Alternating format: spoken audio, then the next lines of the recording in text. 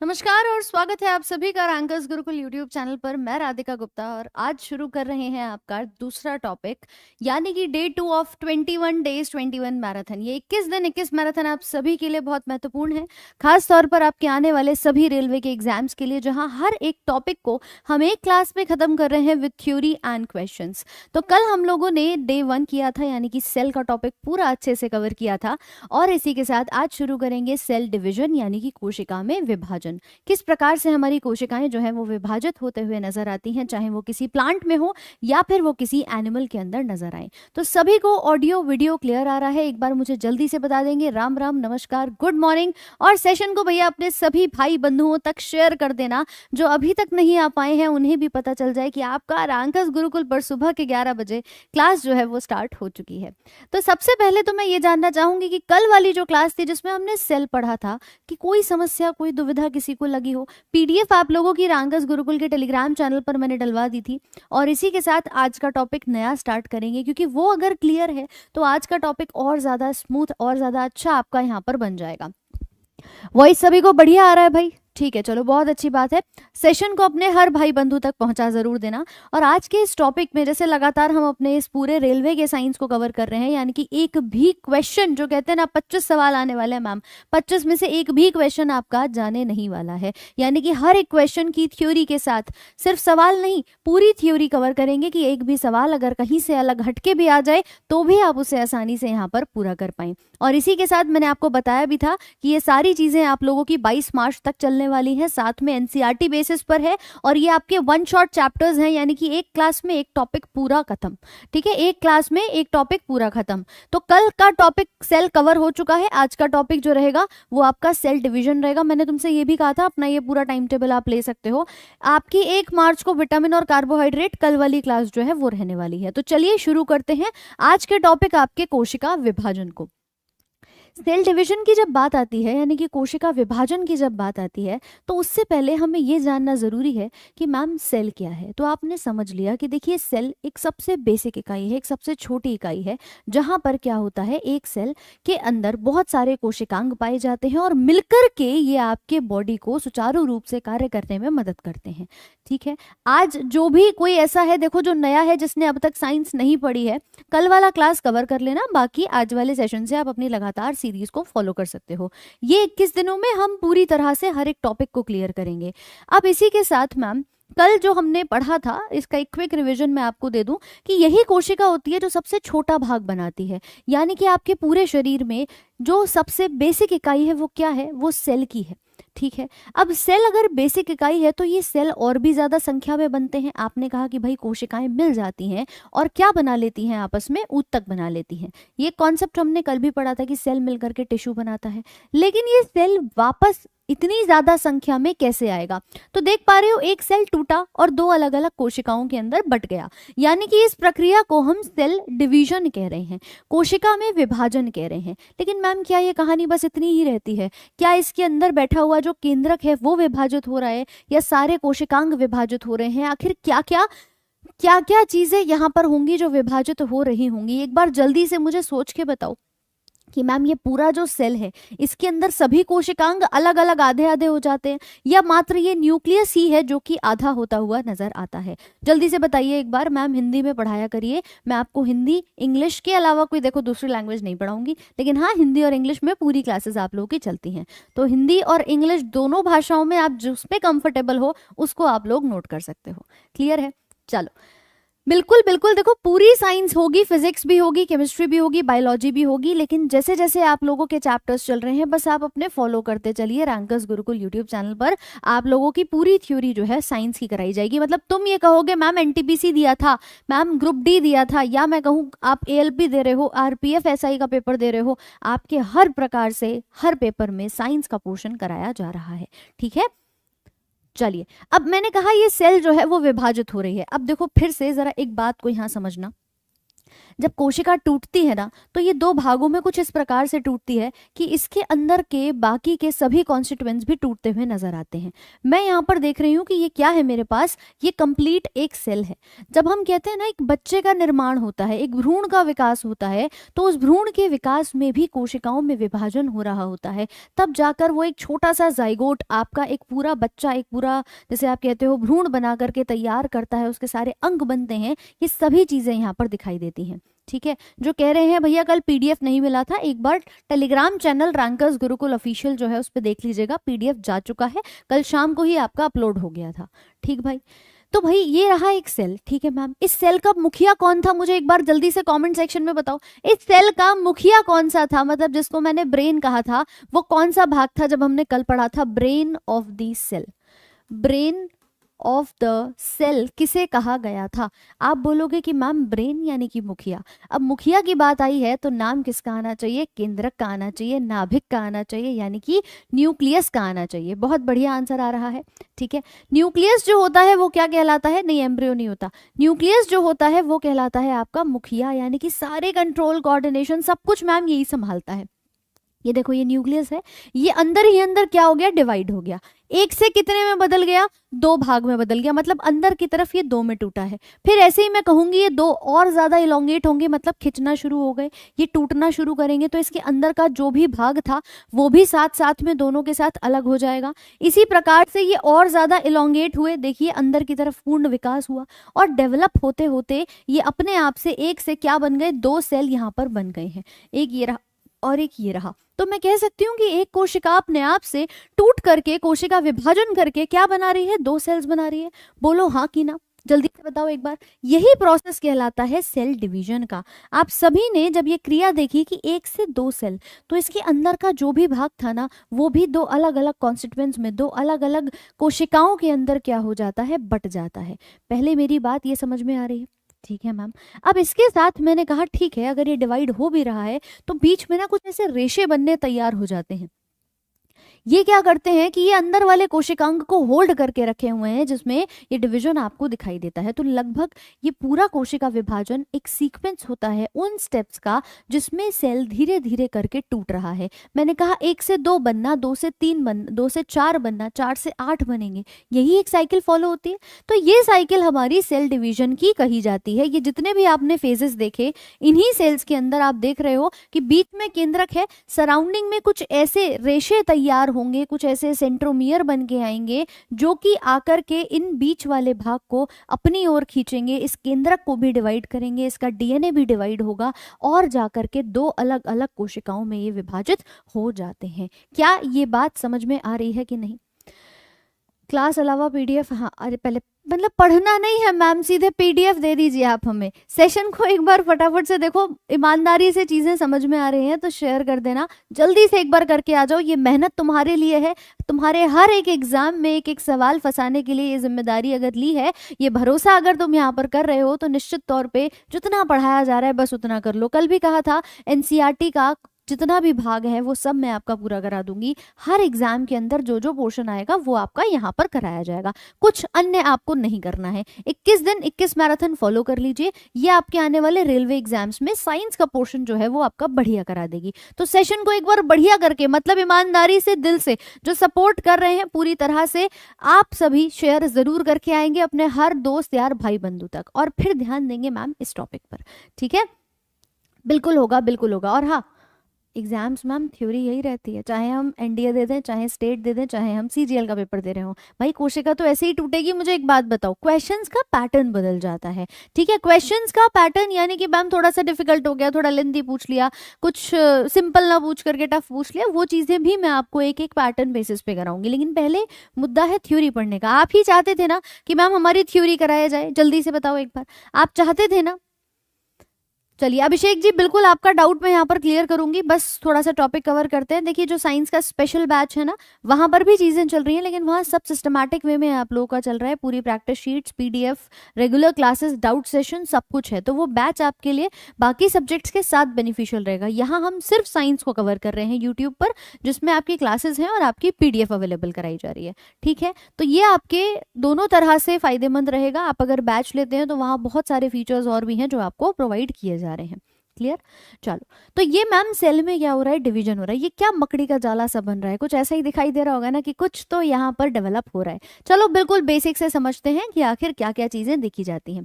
सबसे पहले एक कहानी आई थी, किसने दी थी? सेल डिवीजन की रुडोल्फ वर्को ने। कल हमने पढ़ा था ना कि ओमनिस सेल्यूला ई सेल्यूला, एक फ्रेज सुना था कि नहीं? जो फ्रेज क्या कह रहा था मैम? ओमनिस सेल्यूला ई सेल्यूला ये कह रहा था कि सारी कोशिकाएं पहले से मौजूद कोशिकाओं से बनती हैं। बोलो, याद करो, बताया था जब हमने कोशिका सिद्धांत पढ़ा था श्लीडन और श्वान का, तो मैंने एक सेंटेंस बताया था कि इस मुर्गी पहले आई या अंडा पहले आया, कि कंफ्यूजन को दूर करने के लिए आए थे रुडोल्फ वर्को। उन्होंने क्या करा था 1855 में, अपना एक स्टेटमेंट दिया कि new sales arise from the pre existing cells, कोशिकाएं पहले से मौजूद कोशिकाओं से पैदा होती हैं। इस फ्रेज को नाम दिया था ओमनिस सेल्यूला ई सेल्यूला, यही कहा था। और इसका मतलब जब हमें समझ में आया, तब हमने इस प्रोसेस को समझा कि सेल डिवीजन यानी कि कोशिका विभाजन क्या होता है। कोशिका विभाजन बेसिकली एक ऐसी प्रक्रिया है जिसमें हम धीरे धीरे करके उन स्टेप्स को देखते हैं जिसमें जीवों को विकसित करने और पुनः उत्पन्न करने में जो कोशिकाएं सक्षम है, उनके अंदर विभाजन का जो चक्र है वो यहाँ पर लगातार बना रहता है। मानते हो छिपकली की पूंछ कट जाती है तो वो कैसे डेवलप होती है? जल्दी से बताओ एक बार, फटाफट से बताओ भाई एक बार। छिपकली की मान लीजिए पूंछ कट गई है तो वो दोबारा रीजनरेट हो जाती है, आखिर ऐसा वहां पर क्या होता है? कौन सी प्रक्रिया दिखाई देती है? तो अरे मैम, वहां तो रीजनरेशन हो रहा है, वहां तो दोबारा से पुनर्जनन दिखाई दे रहा है कि वो छिपकली की जो पूंछ डिवाइड हुई थी ना, जो कट गई थी, वो पार्ट दोबारा ग्रो कर गया। मगर कैसे करा? वहां पर भी तो उसकी कोशिकाएं विभाजित हुई होंगी। इसी प्रक्रिया को निरंतर आप देख सकते हैं कि बॉडी के अंदर सेल्स जो है वो डेवलप होते रहते हैं। कैसे होते हैं? सेल डिविजन के थ्रू निरंतर बढ़ते चले जाते हैं, वरना एक सेल तो फिर आगे टिश्यू बनाएगा और कहानी खत्म, बाकी के सेल्स कहाँ जाएंगे? तो लगातार ये प्रोसेस चलता रहता है। ठीक है, तो अब अगर हम बात करें ओमनिस सेल्यूला ई सेल्यूला की, तो भैया ये प्रोसेस के थ्रू हम समझे थे कि सेल डिवीजन कौन सा प्रोसेस है जिसमें आपकी कंटिन्यूअस डिवाइड होते हुए सेल्स हमें दिखाई देते हैं। अब आते हैं अगले भाग पर, यानी कि जो सेल डिवीजन है इसके बारे में तो हमने समझ लिया, लेकिन मान लो एक सेल मेरे पास थी, ये टूटी 2 सेल्स के अंदर। ठीक है मैडम, ये 2 सेल फिर फर्दर गए और 2 अलग अलग और सेल्स बना दिए। यहाँ पर 2 बार जब डिवीजन होता है ना, कि पहले एक सेल ये इसमें टूटी है, फिर ये सेल और आगे वाले सेल में टूटेगी, इसके बीच में 2 सक्सेसिव डिविजन्स के बीच के टाइम को क्या कहते हैं? जनरेशन टाइम का नाम दिया जाता है। कि भैया इस समय में ना वो दोबारा से ग्रोथ करेगी और फिर से डिवाइड होना शुरू कर सकती है, तो इसको कहा जाता है जनरेशन टाइम। क्या मेरी बात क्लियर हो रही है? जी हाँ मैम, आरपीएफ एग्जाम निकालना है तो उसी की तो तैयारी करवा रही हूँ तुम्हें। तुम तैयारी के लिए सिर्फ और सिर्फ पढ़ाई तो करो, आरपीएफ का एग्जाम भी निकल जाएगा। मोनिका बिल्कुल कर सकते हैं, बिल्कुल कर सकते हैं। ठीक है, तो भैया तैयारी के लिए ही चीजें करा रहे हैं, आप लिखिए, साथ में नोट्स बनाते चलना। ये वादा तुमसे मैंने डे 1 पे लिया था कि डे 1 के साथ लास्ट क्लास तक अगर कर लोगे तो डेफिनेटली नैया पार हो जाएगी, वरना फिर सोचोगे मैम एक टॉपिक रह गया, ये नहीं हो पाया, इसको कहाँ से करूं। राइट, तो इसे कहते हैं सेल डिविजन।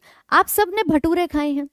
बिल्कुल खाए हैं मैम। ब्रेड खाई है? बिल्कुल खाई है। जब हम इनके अंदर एक किण्वन की प्रक्रिया देखते हैं ना, हम कहते हैं कि भाई यहाँ पर क्या हो रहा है, ये भटूरे को सॉफ्ट और स्पंजी बनाने के लिए ना मम्मी वो बैटर लगा करके रख देती हैं और कहती हैं कुछ देर बाद बनाएंगे। उसके अंदर किण्वन की प्रोसेस हो जाए, फर्मेंट हो जाए, खमीर उठ जाए, एक देसी भाषा में कहा जाता है ना कि खमीर उठ जाए, तो वहां पर ईस्ट सेल जो होता है आपका, ईस्ट जिसको हम खमीर की कोशिकाएं कहते हैं, ये भी विभाजित होती हैं और मात्र 90 मिनट का समय इनको चाहिए होता है विभाजित होने के लिए। मतलब इनका जनरेशन टाइम कि एक डिवीजन हो गया, अब दूसरा डिवीजन करेंगे, उसके लिए कितना समय चाहिएगा इनको? मात्र 90 मिनट का समय चाहिए होता है। मतलब इसीलिए 1-1.5 घंटे के लिए रख दिया जाता है कि अच्छे से फर्मेंट हो जाए और अच्छे से इनका यहाँ पर क्या हो जाएगा, विकास देखने को मिलेगा।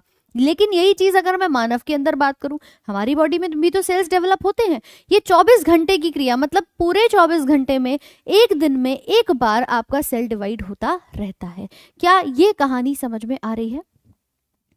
ठीक है, तो ये सभी चीजें जो है वो हमारी होती है सेल डिवीजन के बेसिक स्टेप्स। अब सेल डिवीजन मैडम देखो दो प्रकार का होता है। दो प्रकार कौन कौन से होते हैं, जिसमें एक प्रकार आता है हमारा माइटोसिस का और एक होता है मियोसिस का। मुझे एक बात आप सभी से जाननी है, एक है माइटोसिस और एक है मियोसिस। भाई कितने हमारे साथी, चाहे वो बायो बैकग्राउंड से हो, चाहे वो मैथ से हो, चाहे वो कॉमर्स से हो, कौन कौन ऐसा है जिसे इस टॉपिक में हमेशा समस्या लगी है? जो बायो से है वो बता दें, और जो अन्य बैकग्राउंड से हैं जिनको आज तक ये टॉपिक समझ में नहीं आया, वो एक थम्स अप का साइन मुझे शेयर कर दो, फटाफट से शेयर कर दो, तो मुझे भी समझ में आए कि भाई देखो तुम्हें समझ में नहीं आया, लेकिन आज की क्लास अगर तुम कर लोगे ना तो तुम्हें एक एक चीज क्लियर हो जाएगी। मतलब ये टॉपिक बिल्कुल बहुत इजी टॉपिक मैं यहाँ पे कहूंगी, बट हाँ इसको मैम एक फोबिया बना रखा है, एक डर बना रखा है कि नहीं होगा नहीं होगा, ऐसा कुछ भी नहीं होने वाला है, ठीक है। तो माइटोसिस वर्ड जो होता है इसे कहते हैं समसूत्री विभाजन, और अगर मैं मियोसिस की बात करूं तो इसे कहते हैं अर्धसूत्री विभाजन। ये दो वर्ड से अगर किसी को भी डर लगा है तो कमेंट सेक्शन में बता देना बस एक बार, और आज इस डर को निकालते हैं। अच्छा बहुत सारे हैं भाई जो घबराए बैठे हैं इस टॉपिक से। चलिए खैर, एक बात समझ पा रहे हो कि मैम वर्ड से ही हम ना पूरी बायोलॉजी समझ सकते हैं। मैंने आपसे पहले भी कहा था कि शब्दों का खेल है, तुम थोड़ा सा शब्दों को समझोगे ना पूरी बायो आसान हो जाएगी। जैसे मैं कह रही हूँ समसूत्री विभाजन, मतलब विभाजन तो हो रहा है लेकिन मैम कुछ सम रेशियो प्रपोर्शन है, कुछ इक्वेशन है, कुछ बराबरी का चक्कर चल रहा है यहाँ पे। सम मतलब इवन संख्या को हम कहते हैं ना, तो सम मतलब क्या है यहाँ पर, कुछ इस डिवीजन को मैं इक्वेशनल डिवीजन भी कह सकती हूँ। सिंपल सी बात है, अभी क्यों कहेंगे ये भी जानेंगे, इक्वेशनल डिवीजन इसे कहा जाता है। अच्छा इधर देखो, यहाँ लिखा है अर्धसूत्री, यानी कि जो हमारे गुणसूत्र होते हैं, आपकी बॉडी में कितने जोड़ी गुणसूत्र होते हैं जरा कमेंट में बताओ एक बार, कितने जोड़ी गुणसूत्र पाए जाते हैं? गुणसूत्र यानी कि क्रोमोसोम्स, उन्हीं क्रोमोसोम्स के आधार पर हमने लिखा सूत्री। अर्धसूत्री का मतलब, अर्ध मतलब आधा, कि कुछ चीज तो ऐसी है मैम जो आधी हो रही है, ठीक है, कुछ चीज ऐसी है जो आधी हो रही है। आयुष कुमार, मैं इस टॉपिक को जरा खत्म कर दूं, उसके बाद एक एक चीज आपको यहाँ पर समझा दूंगी कि आपके बाकी सब्जेक्ट्स की तैयारी आप कैसे करने वाले हो, ठीक है। ये वादा आप सभी से है रैंकर्स गुरुकुल पूरे परिवार का कि तुम्हारा एक भी सब्जेक्ट हम यहाँ पर खत्म नहीं होने देंगे। बहुत अच्छे से हर एक सब्जेक्ट की तैयारी जो है वो करवाने वाले हैं। 23 जोड़ी पाए जाते हैं, बहुत बढ़िया। अब एक बात बताओ, अर्धसूत्री का मतलब क्या होगा कि मैम यहाँ पर ना कुछ कम हो रहा है, तो मैं लिख सकती हूँ इसको रिडक्शनल डिवीजन। रिडक्शनल डिवीजन मतलब विभाजन में कुछ कमी आ रही है, कुछ आधा घट रहा है, क्या चक्कर है इसको समझना है। अब मैम एक छोटा सा डायग्राम, वीडियो, कुछ भी मान लो आप उसको, इसको जरा देखना और समझना कि आपको क्या समझ में आ रहा है। जरा यहाँ पर देखो, एक भाग को देखो मैम, एक से ना 2 सेल बनी और 2 से फिर आपकी फर्दर और 2 सेल्स बन गई। मतलब ये एक जो मेरे पास कोशिका थी ये सबसे पहले 2 अलग अलग भागों में टूट गई, फिर उसके बाद ये अपनी 2 प्रॉपर भाग जो है वो इसने बना लिए। यहाँ कुछ मुझे ऐसा दिखाई दे रहा है। दूसरे भाग में आती हूँ, यहाँ पे जो बन रहे हैं वो सब सेम कलर के बन रहे हैं कि नहीं? बोलो जरा एक बात कि मैम सब कुछ सेम कलर का है, कुछ अलग नहीं बना। इधर देखो जरा, 1 से 2 मतलब डिवाइड हो रहे हैं, और फिर ये 2 वापस से जो बन रहे हैं सबके रंग क्या है, अलग अलग हो गए हैं, सबके कलर क्या है, अलग अलग हो गए हैं। तो एक भाग जो मैंने समसूत्री और अर्धसूत्री का बताया, उसका पहला डिफरेंस क्या होता है कि यहाँ पर जो हम सेल्स बनाते हैं ना, 1 से 2, 2 से 4 जो भी सेल बनती हैं, समसूत्री विभाजन, सम मतलब समान, देखो समान कोशिकाएं बन रही हैं यहाँ पर। इधर ध्यान दो भाई, ये कोशिकाएं क्या है मैम, समान दिख रही हैं। जैसा हमारा पेरेंट था, ये एक माता पिता है, कोई पेरेंट है, इनके समान मुझे ये जो इनकी डॉटर सेल्स बनती हैं वो दिख रही हैं। दिख रही हैं कि नहीं? बिल्कुल दिख रही हैं, ठीक है। इधर देखो, अलग अलग दिख रही हैं, अलग अलग दिख रही है मैम, इनका कलर कुछ और था पेरेंट्स का, बच्चे जो 4 बने हैं ना, चारों का रंग कुछ और दिखाई दे रहा है। आखिर इसका मसला क्या है? यही चीज हमें यहाँ समझनी है कि ये मियोसिस है, ये माइटोसिस है, होता क्या। आप सब एक बात जानते हैं कि हमारी बॉडी के अंदर पाए जाते हैं कुल मिलाकर के 46 क्रोमोसोम। कितने? 46 गुणसूत्र। इन गुणसूत्रों के अगर मैं जोड़े की बात करूं तो 23 जोड़ी होते हैं, लेकिन संख्या की बात करेंगे तो 46 संख्या देखी जाती है। ठीक, पहला पॉइंट। चलो हिंदी इंग्लिश दोनों में समझना। यहाँ पर क्या है मैम, 46 गुणसूत्र हैं। अब देखिए जरा, हमारे पास था एक ऐसा पेरेंट था जिसके पास 46 गुणसूत्र थे। कितने थे? 46 गुणसूत्र थे। मैंने क्या किया, इसमें विभाजन कराना शुरू किया। इसके बीच में इसका केंद्रक था भैया, मुखिया जी भी बैठे थे, और मुखिया जी के पास में कौन होगा? वो इसके साइटोप्लाज्म होंगे। इन्होंने विभाजन करना शुरू किया और धीरे धीरे करके जब ये टूटने लगे तो इसका सेल कुछ इस शेप में आ गया। किस शेप में? कि इसका न्यूक्लियस अपने आप में, देखो इधर, डिवाइड होना शुरू होने लगा, कुछ ऐसे। अभी टूटा नहीं है, अभी न्यूक्लियस खिंच गया है। यहाँ जो केंद्रक था ये दो भागों में खिंच गया है कि चलो टूटने को तैयार हो जाते हैं। ठीक है, अब जब ये धीरे धीरे करके ये टूटेंगे ना, तो ये टूटते हैं एक इधर अपनी कोशिका में, एक इधर अपनी कोशिका में, एक यहाँ पर और एक यहाँ पर। तो मैम ये तो मुझे सेम टू सेम दिख रही है, इसमें तो कोई अंतर नहीं है। किसी को दिख रहा है क्या कोई अंतर? जल्दी बताओ। जैसे ये थी वैसे ही मुझे दो सेल बन के दिखाई दे गई। इसी को कहते हैं समसूत्री विभाजन। तो मतलब मैम ये हमारी बॉडी के जितने भी सोमैटिक सेल होते हैं ना, समझो बात को, जितने भी सोमैटिक सेल होते हैं वो यहाँ पर इस प्रकार से विभाजित होते हैं, इस प्रकार से डिवीजन करते हैं। कहने का मतलब क्या है कि यहाँ पर अगर मेरे पास 46 गुणसूत्र थे, तो जब ये टूटेगा यहाँ पर भी 46 हैं, यहाँ पर भी 46 हैं, यहाँ पर भी 46 हैं। कहीं पे भी मुझे इसके को क्रोमोसोमल नंबर में कोई अंतर दिख रहा है? बोलो हाँ कि ना। क्यों भाई, किसी को दिखाई दे रहा है? नहीं दिख रहा ना, मैंने इसमें तो अभी कुछ लिखा ही नहीं है, या तो सिर्फ 46 गुणसूत्र हैं तुम्हारे। इस प्रोसेस को, इस प्रक्रिया को कहते हैं समसूत्री विभाजन, यानी कि रिडक्शन, सॉरी माइटोसिस। माइटोसिस को मैं कह सकती हूँ इक्वेशनल डिवीजन। क्यों कह सकती हूँ? क्योंकि मैडम यहाँ पर ना इक्वल चीजें दिखाई दे रही हैं। जितने हम यहाँ लेके चले थे, जो इसके ये दो डॉटर सेल्स बनी हैं, दो बेटी कोशिकाएं बनी हैं, वो भी सेम बनी है। ठीक है, बनी है कि नहीं है? हाँ जी। क्लास एंड होने के बाद देखो, आधों को क्या समस्या होती है ना कि मैम आप पढ़ाओ मत, आप सीधे हमें पीडीएफ दे दो। भाई पीडीएफ ही चाहिए तो पीडीएफ तुम्हें पता है लोग कितनी इकट्ठी कर करके बैठे हैं, आज तक पढ़े नहीं है उनसे। वो पीडीएफ सिर्फ फोन के स्टोरेज को भर रही है तुम्हारे।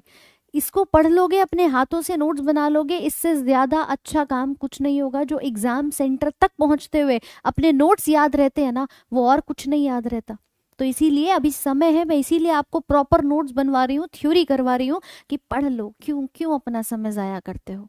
पढ़ लीजिए, यही एक मौका है। बाद में जब 2 महीने रह जाएंगे फिर सोचोगे ना अब बैठ के नोट्स बना लूं, फिर समय नहीं होगा, फिर उसके बाद और ज्यादा आप परेशान हो जाएंगे। और एक एक चीज को सिंप्लीफाइड वे में, इसी को तुम एनसीईआरटी में उठा के देखो ना, कंफ्यूज हो जाओ तो बताना कि मैम ये क्या टॉपिक था। भाई मैंने आपसे सिंपल कहा, एक ये पेरेंट है, माता पिता हैं, जिनके पास गुणसूत्र कितने हैं? 46। 46 गुणसूत्र का मतलब 23 जोड़ी। ये जब टूटना शुरू होगा, जब इसकी डॉटर सेल्स बनेंगी, इसकी बेटी कोशिकाएं बनेंगी, तब भी दोनों में 46 गुणसूत्र ही रहेंगे। सिंपल डिवाइड हो गया, क्या बन गया? माइटोसिस बन गया मैडम। अब चलो दूसरे हिस्से पर आते हैं। ठीक है, दूसरा हिस्सा क्या कहता है? अब दूसरा हिस्सा थोड़ा सा यहाँ पर कॉम्प्लेक्स होता है, उसको समझेंगे सरल भाषा में। एक काम कर लेना, सेशन को जिन्होंने भी नहीं पहुंचाया है जल्दी से पहुंचा दीजिएगा, एनसीईआरटी का कंफ्यूजन बिल्कुल दूर हो जाएगा। चलो सब कुछ दूर हो जाएगा। देखो इधर, अब मैंने कहा मैम मेरे पास एक और सेल थी, इसके पास भी क्या थे? 46 गुणसूत्र थे। ठीक है भैया, ये एक दूसरा पेरेंट था मेरे पास।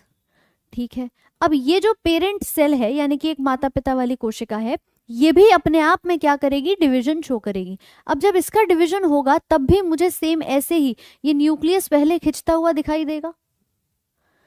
ठीक है, ये न्यूक्लियस जो है वो पहले क्या हुआ? डिवाइड होना यहाँ पर शुरू हो गया। अब इसके बाद ये टूट जाएगा किसमें? 2 सेल्स के अंदर। ये जो 2 सेल बनेंगी, ये बनेंगी कुछ अलग अलग। अलग अलग कैसे? अभी देख लेते हैं। और इसके बाद फिर फर्दर एक और डिवीजन होगा, जहां पर आपको और कुछ 2 सेल्स भी दिखाई देती हैं। देखो भाई, हमने यहां पर 1 से 2, 2 से 4 सेल बनाए हैं। ठीक है, 1 से 2 और 2 से 4 सेल बनाए। यहां पर कितने बना रहे थे? 1 से लेकर 2 सेल बनाए हैं, ठीक है कहानी। अब मैम यहाँ तो थे 46 गुणसूत्र, लेकिन जब ये टूट करके आएगा ना, जब इसका न्यूक्लियस टूटता है तो यहाँ कितने रह जाते हैं, मात्र 23 गुणसूत्र रह जाते हैं। कितने रह गए, मात्र 23 गुणसूत्र यहाँ पर रह गए। ऐसे ही यहाँ पर भी आपको 23 गुणसूत्र जो हैं वो दिखाई देते हैं। तो मतलब कहने का क्या है मैम, यहाँ जो न्यूक्लियस था ना मेरा, इसके पास जो क्रोमोसोम्स की संख्या थी वो क्या हो गई है, वो आधी हो गई है। गुणसूत्र की संख्या केंद्रक के साथ क्या हो गई है, आधी हो गई है। इसीलिए इसे कहते हैं अर्धसूत्री विभाजन। क्या मेरी बात समझ में आ रही है, हिंदी में, इंग्लिश में, दोनों भाषाओं में? तो भैया इसे कहते हैं अर्धसूत्री विभाजन।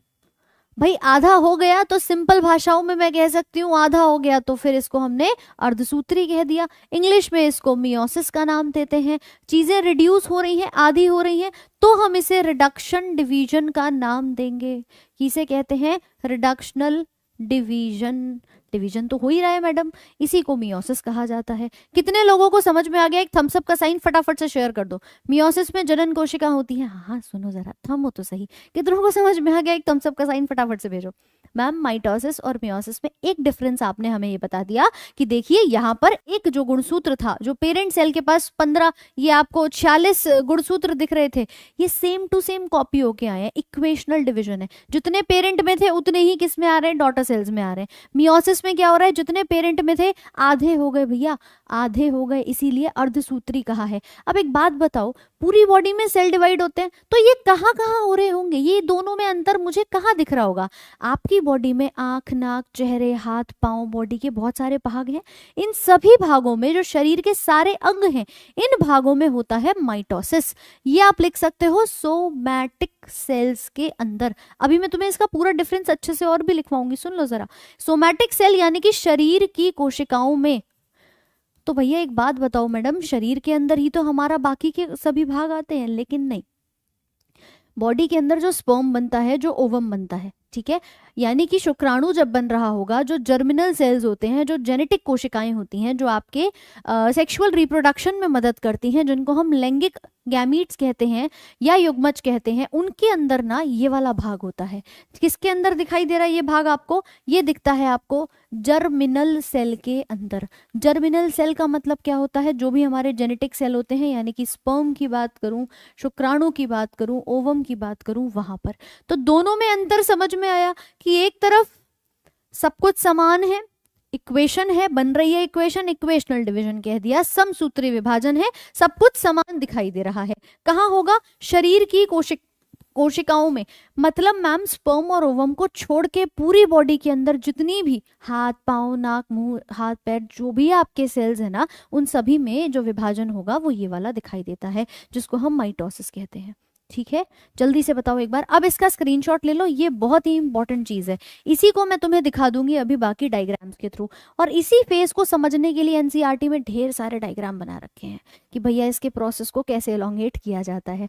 ठीक है, इसको आप ले सकते हैं यहाँ पर स्क्रीनशॉट। ये माइटोसिस और मियोसिस कहा जाता है। मैं सवाल करवाऊंगी अभी इस टॉपिक के बाद। ये जो बाकी के लगे हुए हैं ना, पीडीएफ नहीं आया है, बाकी की समस्याओं में जो लग रहे हैं, अभी जब सवालों में दिक्कत आएगी फिर देखना, क्वेश्चंस करने बहुत जरूरी है। तो इसे कहा जाता है आपका माइटोसिस और मियोसिस। देखो अब इसको कि एक 46 वाला गुणसूत्र था, सेम 2 में टूटा और आपके 2 46 वाले जो डॉटर सेल्स हैं वो बन गए। यहाँ पर क्या देख रहे हैं कि मैम ये ना, ये चाहता है कुछ हटके। भाई इनके अंदर बहुत सारे गट्स हैं, ये चाहते हैं चलो अब तो कुछ अलग हटके करते हैं। इसने तो सब कुछ सेम कर दिया, कुछ हटके करें। क्या करें हटके? इन्होंने हटके करा कि लो भैया 4 ऑफस्प्रिंग बनाए हैं और चारों का रंग क्या दे दिया, अलग अलग दे दिया। मतलब चारों ही आपके डिफरेंट बनेंगे। और डिफरेंट कैसे? सबके अंदर 23 जोड़ी, मतलब ये हैप्लॉइड कोशिकाएं कही जाती हैं। ये हैप्लॉइड कोशिकाएं कही जाती हैं। कहीं आपको 46 दिख रहा हो तो इसको हम कहते हैं डिप्लॉइड। जो क्रोमोसोम की संख्या होती है, जो गुणसूत्र की संख्या होती है, वो डिप्लॉइड है। कहीं पर अगर 23 दिख रहा है मतलब ये आधा हो गया है। कितने लोग इस बात को समझ पाए हैं? समसूत्री को हाँ जी, यही चीज होती है। अब इसका एक अंतर देखो यहाँ पे माइटोसिस और मियोसिस के अंदर, कि इस प्रकार के विभाजन कायिक यानी कि सोमैटिक कोशिकाओं में पाया जाता है। इस विभाजन के द्वारा जितने भी शारीरिक कोशिकाएं हैं इनका निर्माण होता है। कहाँ हो रहा है? बॉडी के अंदर हो रहा है मैम। मैंने कहा हाथ पाँव नाक मुंह जितने भी बाकी के अंग हैं वहां पर हो रहा होगा, ठीक है। इसके अलावा अगर ये विभाजन केवल जनन अंगों में हो रहा है तो इसको हम अर्धसूत्री विभाजन या मियोसिस कहते हैं। आपके ग्रुप डी में भी पूछा जा चुका है कि मियोसिस का दूसरा नाम बता दीजिए, जो पेपर 2022 में देकर आए थे आप, जो ग्रुप डी का पेपर दिया था। तो ऐसा नहीं है, ठीक है। हिंदी में करने का कष्ट करें, बिल्कुल देखिए हिंदी में एक एक चीज है आपकी। इसके अलावा एक केंद्रक के विभाजन से 4 केंद्रकों का निर्माण होता है, ये मियोसिस का भाग है। और एक केंद्रक के विभाजन से केवल 2 केंद्रकों का निर्माण हो रहा है, ये माइटोसिस यानी कि समसूत्री विभाजन का भाग है, ठीक है। तीसरा अंतर क्या दिखाई देगा कि जो पुत्री कोशिकाएं बनती हैं इसमें क्रोमोसोम्स की संख्या जनक कोशिकाओं के समान होती है, और यहाँ पर पुत्री कोशिकाओं में क्रोमोसोम्स की संख्या जनक कोशिकाओं से क्या हो जाती है? आधी हो जाती है। क्या ये बात ठीक है? लाइव क्लासेस का टाइम टेबल दे दो, रोज सुबह 11 बजे क्लास करने के लिए। सिर्फ टाइम याद रखना, रोज सुबह 11 बजे। और अगर नहीं याद रहता तो सब्सक्राइब वाला बटन दबा देना, ताकि जैसे ही लाइव आते हैं ना आपके पास नोटिफिकेशन पहुंच जाए। चैनल को सब्सक्राइब कर लेना सभी लोग, ताकि आपके पास नोटिफिकेशन भी पहुंच जाए, ठीक है। तो बेटा एक समसूत्री है, दूसरा अर्धसूत्री है। अर्धसूत्री में मैंने सिर्फ एक चीज बताई है कि जनन अंगों में होगा। दूसरा यहाँ पर एक से कितने बन गए? 4 सेल बन गए, और उनके अंदर भी हमारा ये जो भाग है क्रोमोसोम्स का वो आधा हो जाता है, इसीलिए अर्धसूत्री। उदाहरण के तौर पे यहाँ पर उदाहरण आता है आपके जनन कोशिकाओं का, गैमीट्स का, ठीक है। और यहाँ पर उदाहरण किसका आया? ये आपकी कायिक कोशिकाओं का, कायिक कोशिकाओं का, यानी कि आपकी देहिक या कायिक कोशिकाएं जो होती हैं उनके अंदर आपको ये दोनों भाग दिखाई देते हैं। क्या ये कॉन्सेप्ट क्लियर हुआ कि नहीं हुआ? जल्दी से बताओ एक बार, जल्दी से एक बार एक थम्स अप का साइन भेजो। अब देखो एक कहानी और मैं आप लोगों को बता दूं यहाँ पे, ठीक है, कि ये वाले जो फेजेस होते हैं ये सब तो आपने समझ लिए कि मैम सेल डिवीजन ना कुछ ऐसा दिखाई देता है। इसके सेम प्रोसेस में आपको एनसीईआरटी के डायग्राम दिए हुए हैं, इसमें घबराने की जरूरत नहीं है। सेम चीज कह रहा है कि हमारे पास यहाँ पर ये जो पूरा एक पेरेंट सेल है इसके अंदर ये डीएनए पाया जाता है। पहले डीएनए अपनी कॉपी बनाता है, प्रतिलिपि बनाता है, इसको डीएनए का रेप्लिकेशन कहा। फिर ये डीएनए आपका इस प्रकार से, मैंने कहा था ना, न्यूक्लियस खिंचना शुरू हो जाता है। और डीएनए कहाँ पाया जाता है? न्यूक्लियस के अंदर। डीएनए कहाँ पाया जाता है? न्यूक्लियस के अंदर पाया जाता है। तो मैम ये वाला भाग जो है ये हमारे स्पिंडल फाइबर्स के थ्रू, यहाँ कुछ सेंट्रोमियर लग जाते हैं, इनसे अटैच होता है, आधे ऊपर आधे नीचे, और ये बन गए हमारे 2 डॉटर सेल्स। सिंपल है ये डायग्राम भी, बस समझने की आवश्यकता है, ठीक है, बस समझने की आवश्यकता है हमें यहाँ पे। गैमीट किसे कहते हैं? गैमीट कहते हैं आपके स्पर्म और ओवम को, जो नर और मादा में आपके जनन अंग के तौर पे, जनन युग्मज के तौर पे कार्य करते हैं, ठीक है। अब बताइए किसी के मन में माइटोसिस मियोसिस के को लेकर के कोई दुविधा बन रही हो तो जल्दी से एक बार बताओ। देखो मैं ये चाहती हूँ कि जितना भी सिंपल वे में आप समझ पाओ। समझाने को ना बहुत कुछ इसमें लेंदी भी है, जो आपको और कॉम्प्लेक्स तरीके से बताया जा सकता है कि भैया इसमें प्रोफेज, मेटाफेज, एनाफेज, टीलोफेज बहुत कुछ होता है। लेकिन पहले हम वो भाग समझेंगे जो आपका सिंपल भाग होता है। कायिक वर्ड का मतलब होता है सोमैटिक, इंग्लिश में कायिक को सोमैटिक कहते हैं, ठीक है। चलिए अब आते हैं कहानी कि मैम इसी चीज को ना एक पॉइंट बस आगे बढ़ा करके लेके जाऊंगी कि सबसे पहला भाग यहाँ पर क्या दिखाई दे रहा होगा। तो याद करो कि मैंने तुम्हें बोला था कि अगर तुम्हारे पास ये सेल है, सेल के अंदर क्या होता है? न्यूक्लियस। न्यूक्लियस के अंदर क्या था? डीएनए। यही होता है डीएनए। क्यों भाई? डीएनए ऐसा ही दिखाई देता है। अब अगर मैं इस डीएनए के बारे में बात करूं तो मैडम ये डीएनए ना अपने आप में एक आनुवांशिक पदार्थ है। भाई आप लोग सब मानते हैं कि आपके अंदर अपने माता पिता से कुछ गुण आए हैं, बोलो आए हैं कि नहीं आए? किसी को लगता होगा कि मैम मैं अपने मम्मी जैसी दिखती हूँ, किसी को लगता होगा मैं अपने पापा जैसी हाइट का हूँ, मेरी शक्ल पापा से मिलती है, मम्मी से आवाज मिलती है। ये गुण दिखाई देते हैं। ये गुण आते कहाँ से हैं? आपके अंदर पीढ़ी दर पीढ़ी, यानी कि माता पिता से कुछ कैरेक्टर्स इनहेरिट होते हैं, जिसे हम आनुवांशिकी के अंदर पढ़ते हैं। यानी कि जो आपकी हेरिडिटी वाली शाखा होती है ना, कि किस प्रकार से आपके अंदर गुण माता पिता से आ रहे हैं, वो हम पढ़ते हैं जेनेटिक्स के अंदर। लेकिन लेकर के कौन आता है? आप बोलोगे डीएनए, भाई पापा का जो डीएनए है, मम्मी का जो डीएनए है वो बॉडी में ट्रांसमिट हो रहा है, बट क्या डीएनए ही ऐसा भाग है जो कैरी करेगा? नहीं, वहां पर पाए जाते हैं कुछ जीन्स इस डीएनए के अंदर। कि अगर मैं इस डीएनए के डायग्राम को देखूं तो डीएनए एक क्या है? आनुवांशिक पदार्थ है आपका, जिसको हमने नाम दिया जेनेटिक मटेरियल।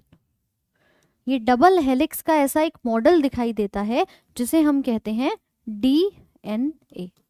ठीक है, ये क्या है? एक आनुवांशिक पदार्थ है। लेकिन मैम मान लो ये दो स्ट्रैंड्स मेरे सामने हैं और मैं इसको ना प्रॉपरली, अभी तो आप ये देख रहे हो, मैं यहाँ पे कट लगाऊं और इसको खोल दूं तो मुझे ये कुछ ऐसा दिखाई देगा, दो अलग अलग धागे दिखाई देंगे कि अच्छा दो स्ट्रैंड्स अलग अलग हो गए। इनके स्ट्रैंड्स के ऊपर पाए जाते हैं क्या? जीन। ये एक जोड़ी क्या है? जीन है।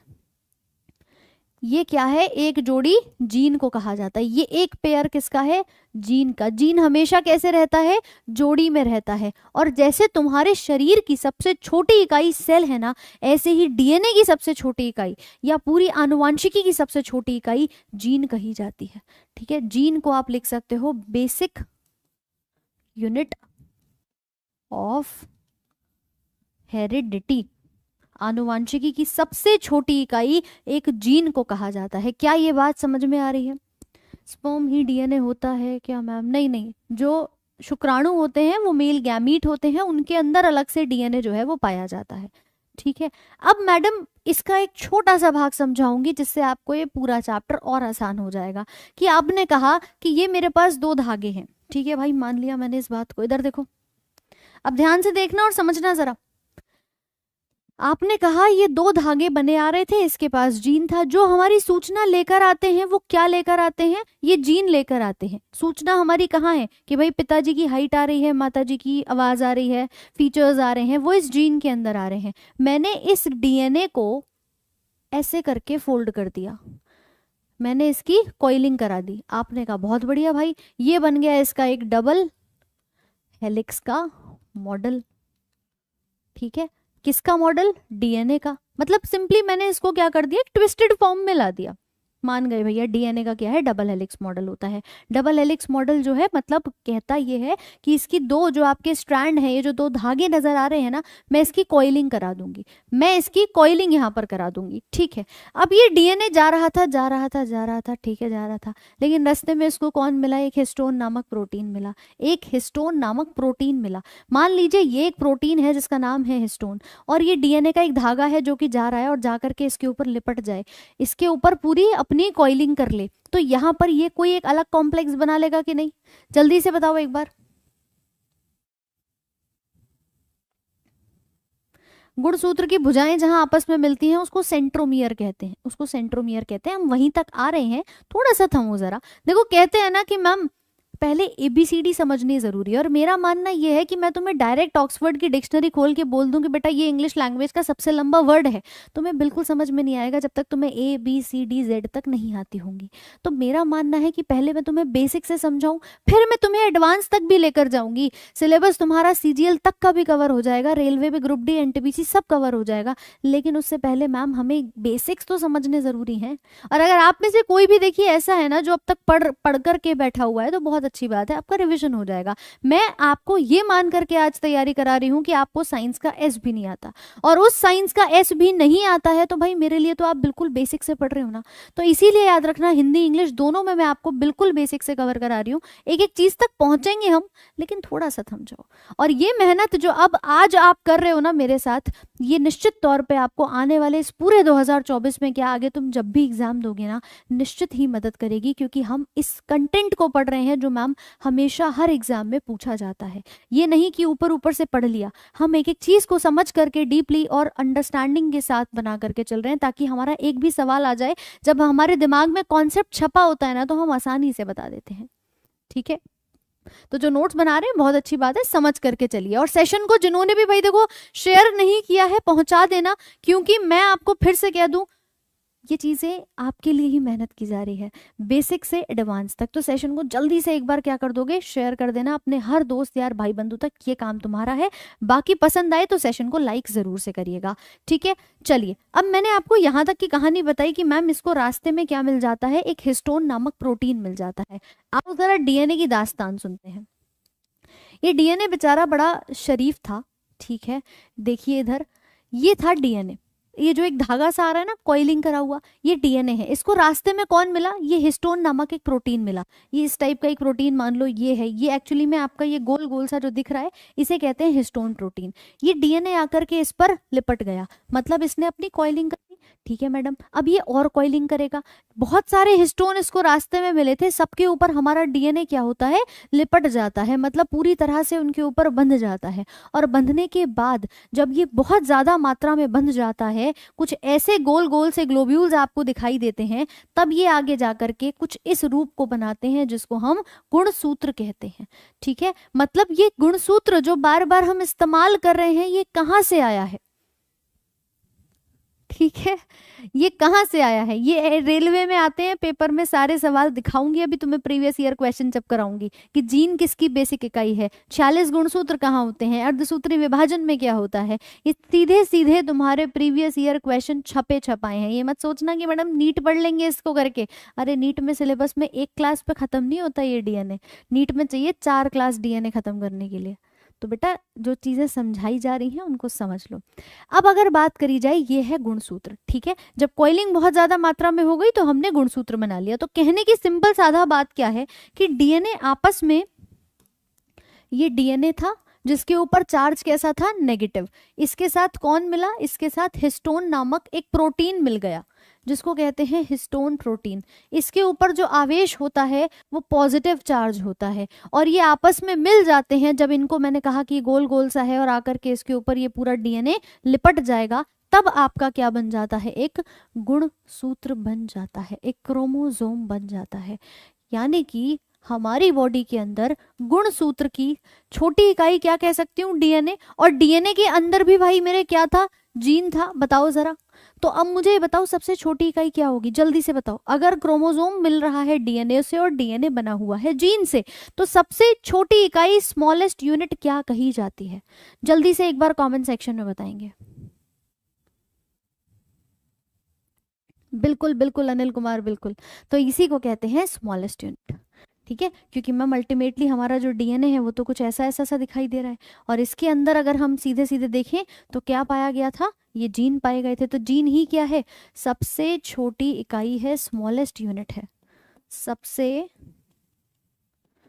छोटी इकाई कही जाती है। और यही मिलकर के गुणसूत्र बना रहे हैं जो हमारी बॉडी में 23 जोड़ी में पाए जाते हैं। अब देखो एक गुणसूत्र का डायग्राम कुछ ऐसा दिखता है, ठीक है। जोड़ी है तो भैया एक अकेला तो रहेगा नहीं, ये रहते हैं कुछ जोड़ी में इस प्रकार से। अब ऊपर नीचे और ऊपर नीचे ये दो इसकी आर्म्स दिख रही हैं, इसका डायग्राम मैं या तो ऐसे बना दूं या फिर मैं ऐसे भी इसका डायग्राम बना सकती हूँ। यानी कि एक ऐसा मध्य बिंदु जहां पर ये दोनों भुजाएं आपस में जुड़ रही हैं। देखो जरा, ये दो भुजाएं ऊपर हैं, दो भुजाएं नीचे हैं, ऐसे ही दो भुजाएं यहाँ ऊपर हैं, दो नीचे हैं। यहाँ पर मैंने बताया नहीं, लेकिन हाँ बीच में कुछ ना कुछ ऐसा होगा, एक मध्य बिंदु होगा जो कि इसको जोड़ करके रखा हुआ है। समझ पा रहे हो कि नहीं बात को, बोलो बताओ।